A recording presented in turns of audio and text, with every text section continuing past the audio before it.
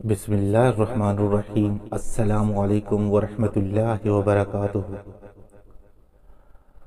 ہماری آج کی ویڈیو ہے فلسطین پر، کہ کیسے یہودی فلسطین میں آباد ہوئے، کس طرح قبضہ کیا اور کیسے اپنا ملک قائم کیا۔ فلسطین کا غدار حسین بن علی شریف مکہ، جس نے فلسطینیوں کا سودا کیا، یروشلم پر بخت نصر اور رومی بادشاہ ٹائٹس کے حملوں نے یہودی قوم کو کہیں کا نہ چھوڑا۔ ان حملوں کے بعد یہ قوم ایسی بکھری کہ ان کے پاس نہ تو کوئی گھر رہا اور نہ ٹھکانہ، جس کے بعد یہ لوگ مختلف ملکوں میں اپنی جانیں بچا کر ہجرت کر گئے۔ سن 1800 میں یہودیوں نے ایک تحریک کا آغاز کیا جسے صہیونی تحریک کا نام دیا، جس کا مقصد تھا دنیا میں بکھری یہودی قوم کو اکٹھا کر کے یروشلم پر پھر سے قبضہ جمانا اور تیسری بار ہیکل سلیمانی کو تعمیر کر کے پوری دنیا میں یہودی حکومت قائم کرنا تھا۔ مگر اس بار اس صہیونی طاقت کا مقابلہ سلطنت عثمانیہ کے بادشاہ سلطان عبد الحمید سے تھا، جو یہودیوں کی اس تحریک پر کڑی نگاہ رکھے ہوئے تھے۔ یہودیوں کا ہر منصوبہ عثمانی سلطنت کے آگے بے بس دکھائی دیتا، اور وہ یہ پایۂ تکمیل تک پہنچنے سے پہلے ہی ریزہ ریزہ ہو کر رہ جاتا۔ آخرکار صہیونی تحریک نے وہ چال چل دی جس سے سلطنت عثمانیہ کے طاقتور بادشاہ کو بھی قابو کر لیا گیا۔ جب تاریخ کا سب سے بڑا دھوکہ سب سے بڑے غدار نے کیا، فلسطین کے ساتھ سب سے بڑی غداری کرنے والا دھوکے باز کون تھا؟ یہودی قوم جب اپنی جانیں بچا کر یروشلم سے نکلے اور مختلف ممالک میں جا کر پناہ لی، مگر یہ لوگ جہاں بھی گئے اپنی فطرت و عادات سے ہر جگہ فساد سے ہی پہچانے جاتے۔ اسی وجہ سے کوئی بھی انہیں اپنے ساتھ رکھنے کو تیار نہیں ہوتا۔ اس وقت سے یہ لوگ اپنے اس مسیحا کے انتظار میں ہیں، جس کے ذریعے یہ پوری دنیا پر حکومت کرنے کے چکر میں ہیں۔ یہودی قوم کا اپنے مسیحا کا انتظار کرتے کرتے جب وقت گزرتا گیا اور ان کا مسیحا نہیں آیا، تو انہوں نے ایک بھیانک و خطرناک بنائے گئے منصوبے پر کام کرنا شروع کر دیا، جس کا سب سے پہلا مقصد اپنی بکھری قوم کو اکٹھا کر کے ان کے لیے ایک الگ ملک بنانے کا فیصلہ کیا۔ اس مقصد کے لیے سن 1897 میں سوئٹزرلینڈ کے اندر پہلی عالمی صہیونی کانگریس کا انعقاد ہوا، جسے صہیونیوں کی بانی تیوڈل ہرڈلز نے پہلی بنیاد رکھی، جس کا مقصد فلسطین میں جعلی ریاست کو قائم کرنا تھا اور پھر ماؤنٹ زیون کو حاصل کرنا۔ یروشلم کے پرانے شہر میں ایک پہاڑی جہاں پر مسجد اقصی آباد ہے، یہودیوں کے مطابق اس جگہ پہلے ہیکل سلیمانی قائم تھی۔ اپنی ریاست کو قائم کرنے کے لیے سب سے پہلے یہودی قوم برطانوی سلطنت کی چوکھٹ پر حاضر ہوئی۔ سلطنت برطانیہ کو اس وقت کی طاقتور ریاست سمجھا جاتا تھا۔ سلطنت برطانیہ نے پہلے تو اس بات کو عام سی بات سمجھ کر رد کر دیا، مگر یہودیوں کی یہ تحریک روز بروز زور پکڑتی گئی۔ اس صورتحال کو دیکھتے ہوئے برطانوی سلطنت نے یہودیوں کو یوگانڈا، سائبرس اور سائبیریا میں کچھ علاقے انہیں دینے کی منظوری دی، تو صہیونی تحریک نے ان علاقوں سے انکار کر دیا۔ یہودی اپنی اسی ضد پر قائم رہے کہ انہیں صرف فلسطین میں آباد ہونے کی ہی جگہ دی جائے، جو عربوں کا وطن ہے اور جس کا ذکر قرآن اور تورات میں ہوا ہے۔ دوسری طرف سلطنت عثمانیہ بھی یہودیوں کی شاطرانہ چالوں پر نظر رکھے ہوئے تھے۔ جب سلطان تک یہودی کی اس چال کی خبر پہنچائی گئی، تو سلطان عبد الحمید 1871 سے پہلے ہی فلسطین کے 80% علاقے کو عثمانیہ سلطنت کی ریاست میں شامل کرنے کا اعلان کر دیا۔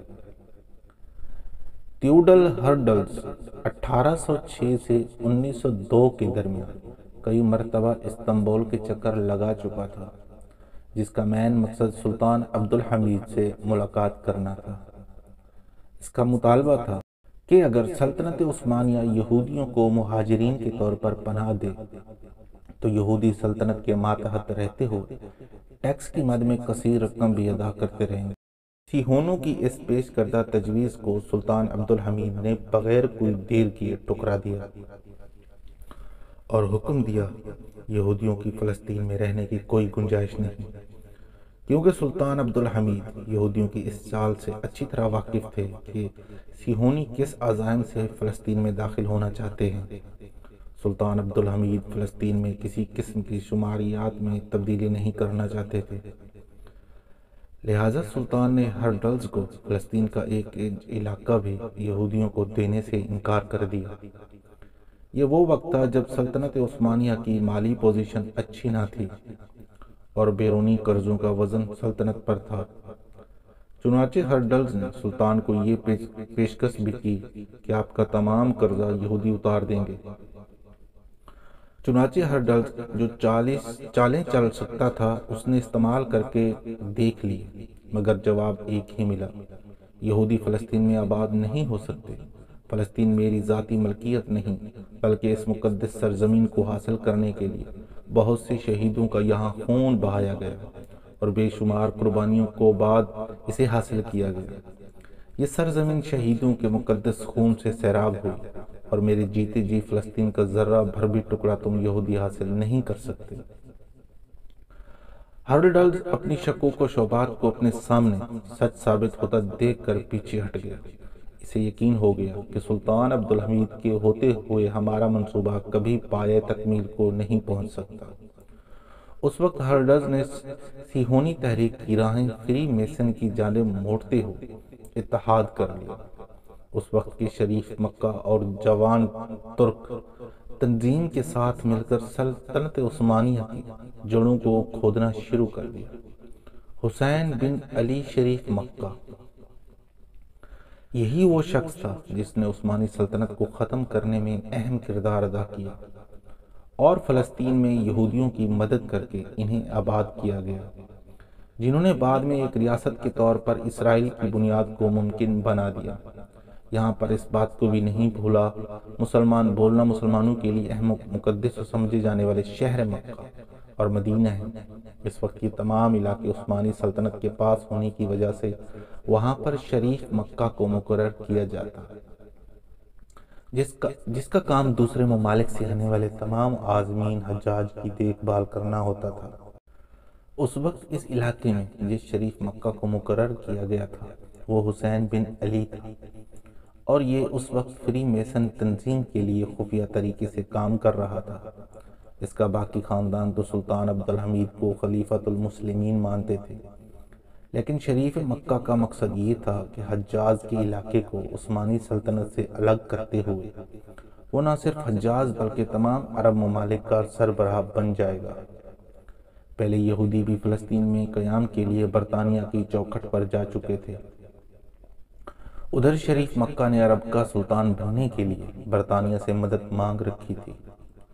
سن 1915 میں ترکوں پر اتحادیوں کے حملے کی ناکامی کی صورت میں شریف مکہ حسین بن علی نے موقع کا فائدہ اٹھاتے ہوئے برطانوی سفیر ہنری میکمن کو خط لکھ دیا کہ اب برطانوی سرکار عالم اسلام کے عرب ممالک کی منظوری دے، کیونکہ عرب اب عثمانی سلطنت سے علیحدگی کا فیصلہ کر چکے ہیں۔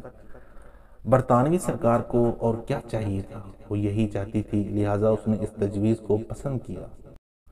سن 1916 میں شریف مکہ نے عثمانی سلطنت کے خلاف برطانوی سرکار سے وعدے وعید کر کے سلطنت عثمانیہ کو گرانے میں اہم کردار ادا کیا۔ سلطان عبدالحمید کی سلطنت کو برباد کرنے کے بعد برطانیہ کی مدد سے حملہ کر کے مکہ اور مدینہ میں عثمانی سپاہیوں کے آخری سپاہیوں کو بھی ہتھیار ڈالنے پر مجبور کر دیا تھا۔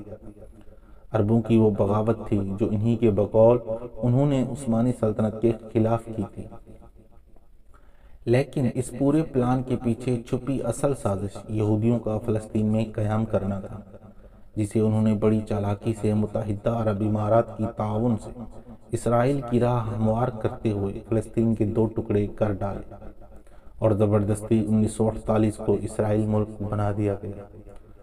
آخر یہودی کی یہ تنظیم یہودیوں کو ایک جگہ اکٹھا کرنے کے بعد فلسطین میں آباد ہو چکی ہے اور اپنے مسیحا یعنی دجال کا انتظار کرنے میں لگی ہوئی ہے، اور اب ان کا اگلا مقصد کسی بھی طریقے سے مسجد اقصی کو شہید کر کے کسی بھی طریقے سے تیسری بار ہیکل کو تعمیر کیا جا سکے۔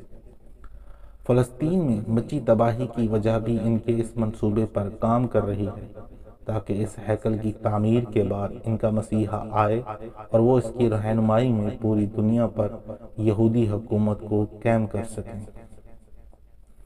امید ہے ہماری ویڈیو ضرور پسند آئی ہوگی، لائک اور شیئر ضرور کریں، اور جن دوستوں نے ابھی تک ہمارا چینل سبسکرائب نہیں کیا برائے مہربانی چینل کو سبسکرائب کر دیں اور گھنٹی کے بٹن کو ضرور دبائیں تاکہ ہماری ہر نئی آنے والی ویڈیو کا نوٹیفیکیشن آپ کو مل سکے۔ جزاک اللہ۔